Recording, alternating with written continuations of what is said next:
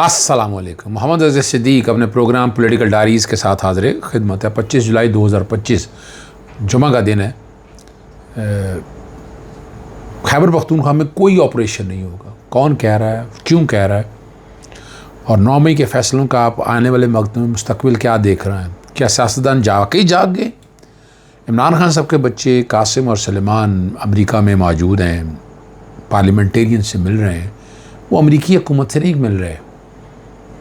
जो ये एक सवाल उठाया जाता है कि जनाब वो अमेरिका में ना डोनाल्ड ट्रंप की तरफ वो देख रहे हैं, वो तो इंसानी हकूक़ और बुनियादी हकूक़ के जो वायलेशन हो रही है उसकी ख़िलाफ़ आवाज़ उठा रहे हैं। पाकिस्तान में जो रियासत योकेंडा वाला हाल हुआ है वो उसके ख़िलाफ़ आवाज़ उठाएंगे।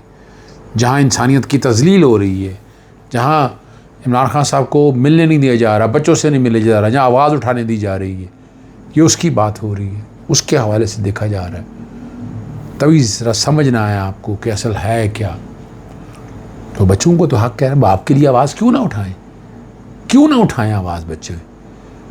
और अब बैनुल-अक़वामी अदालत इंसाफ के हवाले से अगर देखा जाए तो बिल्कुल वहाँ मामला ले जाया जा सकता है। बुनियादी हकूक़ के हल ये स्टेट्स के अलावा दूसरा जो मामला है जहाँ आपका universal declaration of human right और ये इमरान खान साहब के केस में अगर आप देखें तो प्रिजन एक्ट की वायलेशन है, प्रिजन रूल्स की वायलेशन है, universal declaration of human right की वायलेशन है, और ICCPR की वायलेशन है, नेल्सन मंडेला रूल्स की वायलेशन है, कायरो डिक्लेरेशन की। यानी बैनुल-अक़वामी तौर पर तो सारी हैं। बच्चों से का ना बात कराई जाती है, ना फ़ोन पे बात कराई जाती है, और मिलना हो, मुलाकातें कर रही हूँ। तब नहीं, मैं टीवी प्रोग्राम में, आज बहुत से टीवी प्रोग्रामों में मैं था, सब में मैंने आज खुल के बातें की यार, एक एक चीज़ सामने रखी है।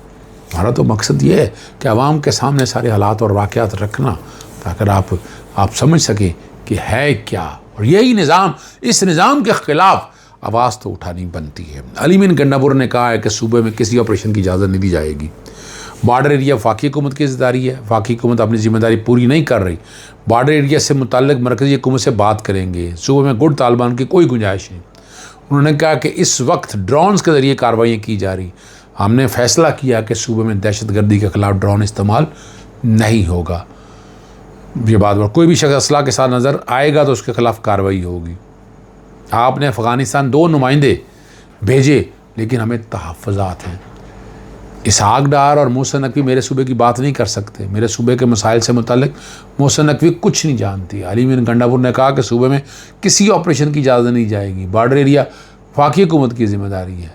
और ये देखें, और यही बात वो बड़ी वज़ाहत के साथ करते रहे और एक एक चीज़ समझाने की कोशिश करते रहे। अल्लाह ताला ने अब यहाँ तक है, ISI पकड़े हुए दहशतगर्दों को अपने बंदे कहकर छुड़वा लेती है कि हमने उनसे काम लेना है, लेकिन उन्होंने ये नहीं बताया कि क्या काम लेते हैं। मोहसिन नकवी ने जो बात अली मीन गंडापुर की बात की है, वो दहशतगर्दों के ख़िलाफ़ ड्रोन इस्तेमाल नहीं होगा। कहा है कि दहशतगर्दों के ख़िलाफ़ तमाम वसाइल इस्तेमाल होंगे, लेकिन उन्होंने ये नहीं बताया कि क्या काम लेते हैं। मोहसिन नकवी ने जो बात अली मीन गंडापुर ने बात की है कि दहशतगर्दों के ख़िलाफ़ ड्रोन इस्तेमाल नहीं होगा, और यहाँ जो बातें की हैं वो सारी आपके सामने आ चुकी हुई हैं। अब ये देखना, ये देखिए, ये बातें जो हो रही हैं, देखी जा रही हैं, इसका एक वाइबल हल निकालना। ऑल पार्टी कॉन्फ्रेंस की बाकी लोगों ने क्यों, सियासी जमातें क्यों भाग गई? शिरकत करनी चाहिए थी, दिल की बात करनी चाहिए थी, सामने रख कर बात करनी चाहिए थी, पीछे क्यों हट गए? यानी अगर आगे लेके जाना चाहते हैं, इस मुल्क में दहशतगर्दी हमेशा के लिए ख़त्म करना चाहते तो आपको आगे बढ़ना होगा। इस तरह पीछे रख के या छुपा के नहीं मसले हल होंगे। ये याद रखिएगा, ये फ्रंट पे आके खेलना होगा आपको। फ्रंट पे खेलेंगे तब मसले हल होंगे ना।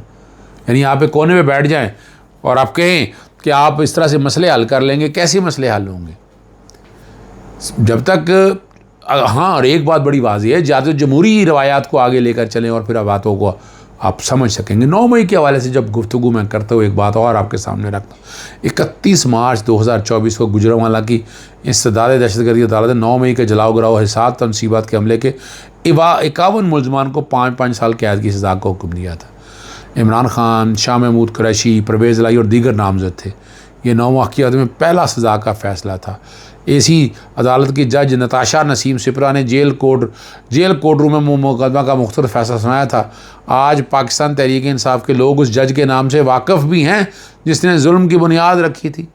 दौरान ट्रायल 119 गवाहान के बयानात कलमबंद हुए थे। उससे कोई काम किया ही नहीं गया ठीक से। हकीकत यह है कि हमने उस कदर मेहनत मुशक्क़त की ही नहीं जिस कदर ज़रूरत है इस बात की। इस मुल्क के 4 सूबे हैं, 5 इस्लामाबाद को शायद रखा है, 5 सूबे और बाकी जो एरिया सारा मिला लेते हैं। कई नस्लें, कई रंग, कई ज़ातें हैं और मुल्क में 3 नए तबके भी चुके। 9वीं के मुलजमान और झूठी सज़ाएँ पाने वाले 9वीं के मुलजमान मगर प्रेस कॉन्फ्रेंस करने वाले और 9वीं करवाने वाले आज़ाद हैं। सज़ाएँ सुनाने वाले जजेस भी उन्हीं में शामिल हैं।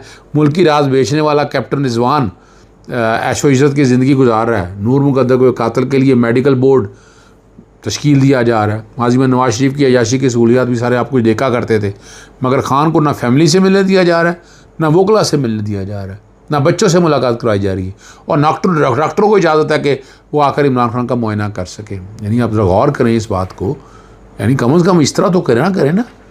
आइन और कानून और मैंने आपके सामने सारी चीज़ें रखी। हमारे मुल्क में डिग्री वालों को तो इतनी कमी नहीं है जितनी कमी शऊर वालों और पढ़े लिखे लोगों की है।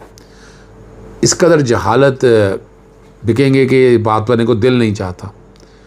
कासम और सुलेमान की अमरीकी कांग्रेसमैन से मुलाकात हुई। बच्ची अपने वालिदैन के लिए निकले तो उन्होंने कहना शुरू कर दिया कि सियासत में मरूसियत खान ला रहा है। मुलाकात में खाना किया तो उस पर नाचना शुरू कर दिया कि यह खंजीर का गोश्त है, हालांकि वो गाय का गोश्त था। लेकिन लोगों ने तो आपको पता है, बताना भी होता है कि वो जाहिल हैं। अब पिंक सुर्ख रंग से मिलने पर कहा जा रहा है कि दही के कूंडे कूंडे खाकर नवाज शरीफ भी लाल लाल लगता है। नवाज शरीफ गैर मुल्की दौरे की तस्वीर भी सब कुछ देख चुके हैं। नवाज शरीफ जमा खान पर भी इल्ज़ाम लगाया था कि मुल्क से बाहर नहीं जा सकें, हालांकि वो इस हालत में नहीं थी कि वो अदालतों के चक्कर लगाते। सेनेट के इलेक्शन में टॉस पे मिलने वाली सीटों पे अब गुफ्तगू हो रही है। अमल वली खान ने कहा कि टॉस पर जो मेंबर हमें मिला है हम उससे मुतमईन, इसलिए मुतमईन नहीं, इस पर पाकिस्तान तहरीक इंसाफ का हक था। लेकिन अगर मैं इसको आज छोड़ दूं तो जो हकदार है उनको मिलेगा।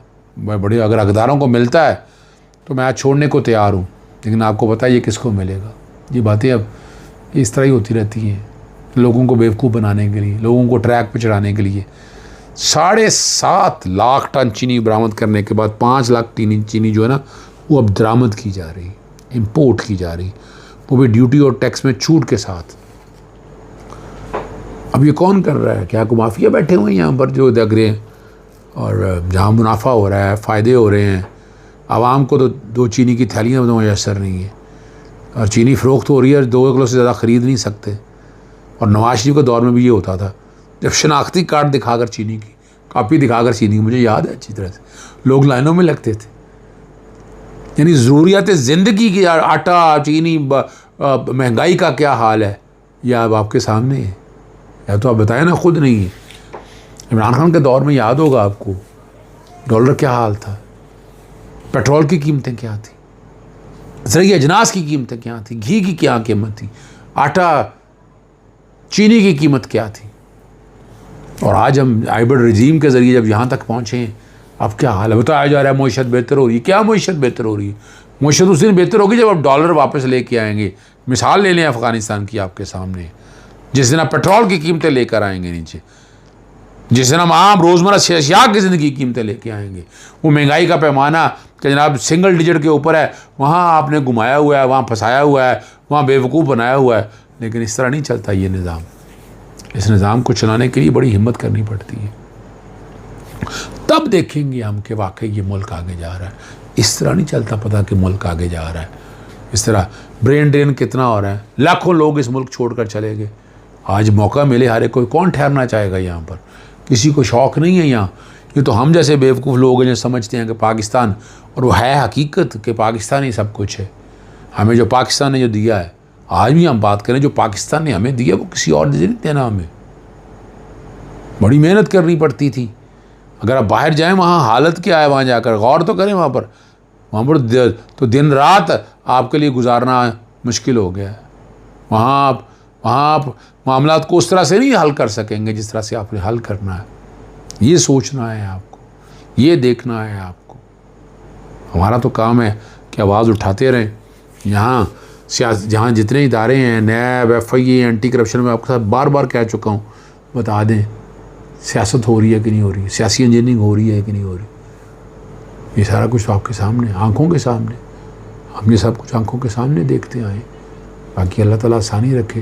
इजाज़त चाहता हूँ। अस्सलाम वालेकुम। अल्लाह हाफ़िज़। पाकिस्तान जिंदाबाद।